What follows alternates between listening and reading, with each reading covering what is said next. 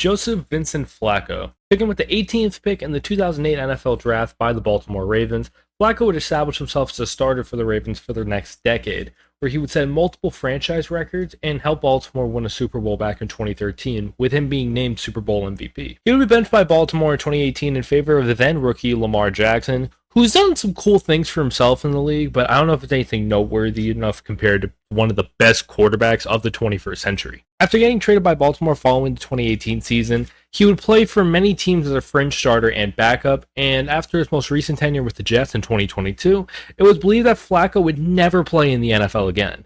However, never say never, and Flacco would sign a deal just 1 month ago to play for the Cleveland Browns in lieu of Deshaun Watson's season-ending injury. Since Flacco became the starter, the Browns are 3-1 and are in prime position to make the playoffs.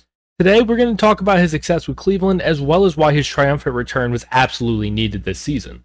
If you do enjoy this video and would like to see more like it in the future, be sure to leave a like and subscribe to the channel if you haven't already, and be sure to leave a comment down below giving me your feedback as well as what you might want to see in the future. With that being said, let's get right into it. As I stated in the intro, Flacco spent the majority of his career with the Baltimore Ravens before being dealt to the Denver Broncos in 2019 to try to fill the never-ending void left by Peyton Manning's retirement. I already detailed Flacco's tenure with Denver as well as many other Broncos quarterbacks in the last decade or so in a previous video, which you can check out by either clicking the link in the description or waiting for the end screen to pop up following the conclusion of this video. Flacco didn't put up the best stats by any means, but he did meet his career highs in completion percentage along the way. Flacco's 2019 season would end prematurely due to a neck injury, and he would be released by Denver following the season's conclusion. From there, he would sign with the Jets to back up then starter Sam Darnold and even started 4 games for them that season, where they would lose all 4 games that Flacco started. They were competitive with Flacco, but he would throw costly interceptions that would instantly kill any attempt at a comeback. Following the season, he would sign a 1-year deal with the Eagles to back up Jalen Hurts, only to be traded back to the Jets mid-season after then rookie Zach Wilson went down with a knee injury. Flacco would re-sign with the team for $3.5 million the next season and would start the first 3 games of the season in 4 games overall,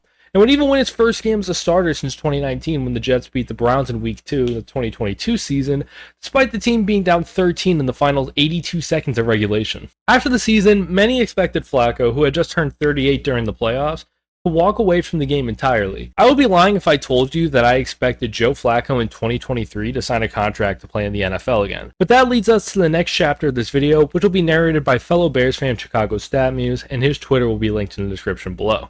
My name is Cleveland Brown. Throughout the 2023 season, well-renowned comedian Bill Pro Bowler Deshaun Watson would suffer from multiple nagging injuries, primarily to his shoulder. This would eventually lead him to being shut down for the season on November 21st. In the weeks that would follow, they would be experimenting at quarterback, including Bear and XFL legend PJ Walker and rookie Dorian Thompson-Robinson.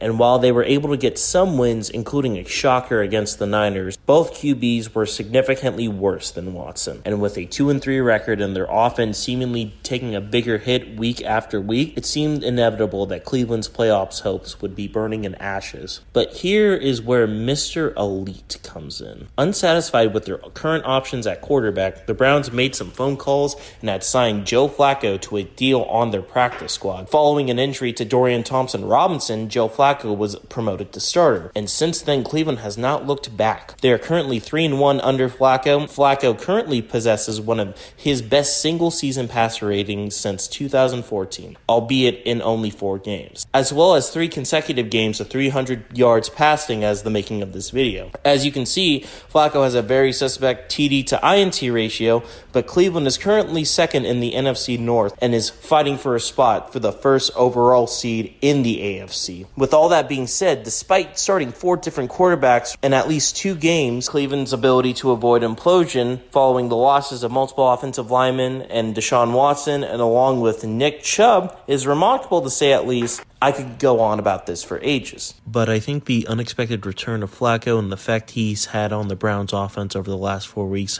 has been pure insanity in its greatest form. And I think it's perhaps one of the best parts of this entire NFL season, which brings us to this topic.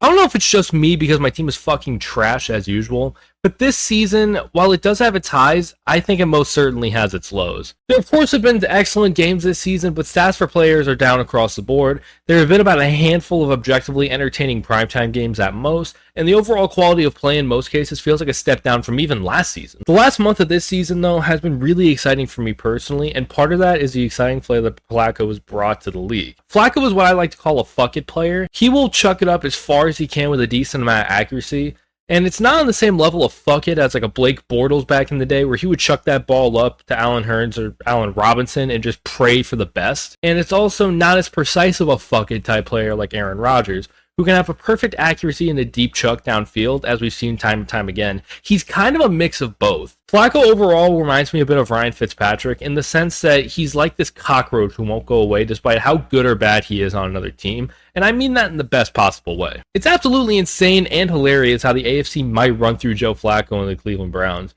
The Browns in particular have struggled to even make the playoffs for decades now, so the fact that they're in contention for a first-round bye and home field advantage with all the disadvantages this team has faced is fucking bananas, for lack of a better term. It provides entertainment, for me at least, and the type of injection that the NFL needed in a season where the MVP race is centered around Brock Purdy and Dak Prescott, and there's only one running back with 1K rush yards on the entire season so far. In conclusion, this is some of the most fun I've had watching the Cleveland Browns. They have the best defensive team in the NFL, and their offense either booms or, I would say bust, but their offense is usually average, at least if they're not dropping 35. I especially love the Flacco to Amari Cooper connection, as it's brought the absolute best out of Amari Cooper this season, even if it's because they have me slotted in as their wide receiver too. All this said, do I think that they're a serious Super Bowl contender?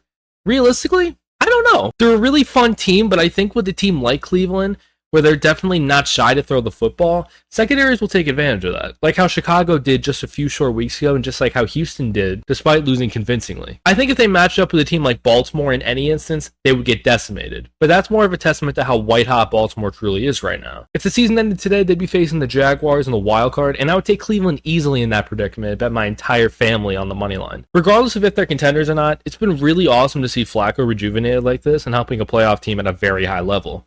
If he's able to cut down the turnovers a tad, that would be fire.